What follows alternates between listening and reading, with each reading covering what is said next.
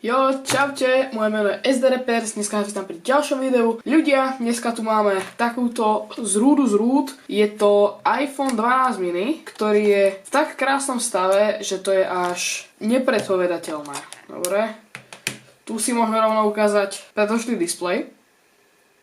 Jo, a tu je ten telefon.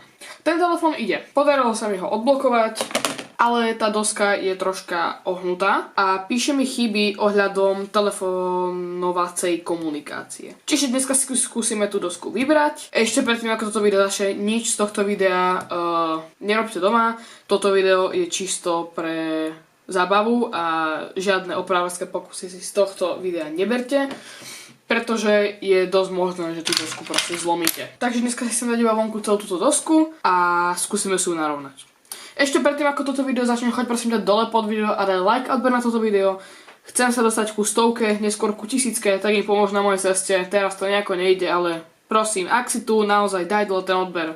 Veľmi mi tým pomôžeš. Poďme rovno na to. Takže, začal by som tým, že si zoberiem takéto veci, takéto lepky a iba si zalepím tie kamery. Tie kamery mali ísť, po výmene displeja nepôjdu. Akože pôjdu, ale nemusia vyzerať ako na mojej starej 12. Ten displej je tu, on je otrhnutý a ten starý displej, teda ten nový displej má takto za seba asi 3-4 čiarky a používam proximity senzor z 12. Klasické. Toto je displej z mojej klasické 12, tam sa zlomil. Ale idem do Bratislavy, asi za 2 alebo 3 dní, čiže tam by som normálne kúpil nový ten proximity senzor a aj baterku by som kúpil, lebo tu takisto použijem do starej 12. Začal by som tým, že si asi vyberiem všetko z tohto housingu preč, pretože aj tak ten housing pôjde vymeniť. Ja by som začal asi, že kamerami, takže ja si iba rýchlo vyťahnem nejaké sáčočky. Tu máme ešte taký pliešok, máme sáčočky a môžeme zrovna na to. Čiže ja to iba takto pekne vyberiem, otvorím a ideme dávať preč. Čiže začnem tým, že si zoberiem klasický Philips 000 a vyťahnem si tieto dve šrobiky,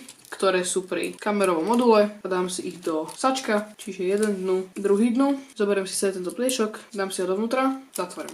A dám si ho na túto tacku a tú tacku dám preč. Pretože mám dole nejaké krytky na kamery, takže ja si ju iba teraz odpojím a dám si na ňu lepky, aby som vedel kameru zaprezervovať, pretože kamera je originálna a to by bolo dobre, keby aj ostane originálna. OK, máme vonku, dáme si tam dve lepky, dva a to si to odložíme. Mojím dnešným cieľom si vybrať je iba dosku, takže ja by som vám pokračoval, keďže Face IDčko sa dá takisto vybrať veľmi jednoducho, tak ja si ho takisto iba vyberiem. Takže zase jeden konektor, druhý konektor, tretí konektor, celý Face ID modul iba takto nadvihnem a vyberiem ho von.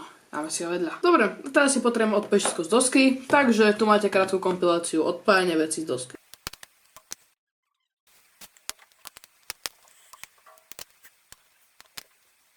OK, takže dosky by som mal všetko odpojené a teraz si iba zoberiem ten jeden nastavec, ktorý potrebujem. A to je na tieto šrobiky, ktoré držia ďalšie šrobiky a iba si ich vyberiem. Šrobík 1, šrobík 2, tu je šrobík 3. Už nám ide nadvihnúť, ale musíme vybrať ešte túto krytku. To je tu držaná pistolovým šrobováčikom. Zoberiem, vyšrobujem, dám vedľa, zoberiem krytku a to máme túto časť dosky voľnú. Ešte potrebujem vybrať túto spodnú časť. Takže ja si to zase vymením Philips. Takže tu je nejaký šrobík. A najväčšie iba dávam šrobíky vonku, dokým to celé nezíde. Predpokladám, že musím vybrať celý ten Taptic Engine, takže ja si ho iba takto rýchlo vyberiem. Skúsime zohnať čo najviac originálnych dielov z tohto telefónu. Ak nie, mám dole strašne veľa dielov, mám sklade dielov, takže náhradné diely nebudú že absolútne žiadny problém, ak by boli nejaké potreba. Je ten Taptic Engine? Ne? Dobre. Ďalej tu máme zase tento jeden. To, keď odpojím Taptic Engine, tak by mal byť posledný šrobík a mala by sa mi dať doska pekne vybrať. Takže zoberiem tento šrobík, dám ho tam, odpojím Taptic Engine a dám si ho rovno von. Teraz by sa mi mala dať doska pekne nadvihnúť. Ale ešte jedna vec a to je SIM card holder a dosku z 12 máme vonku.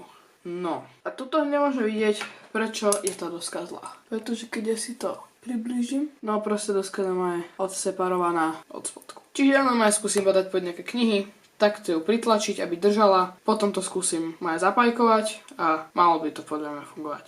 Takže tu by som to asi ukončil. Ak sa vám video páčilo, nezabudnite like a odber na toto video a vidíme sa pri ďalšom videu. Tak čau.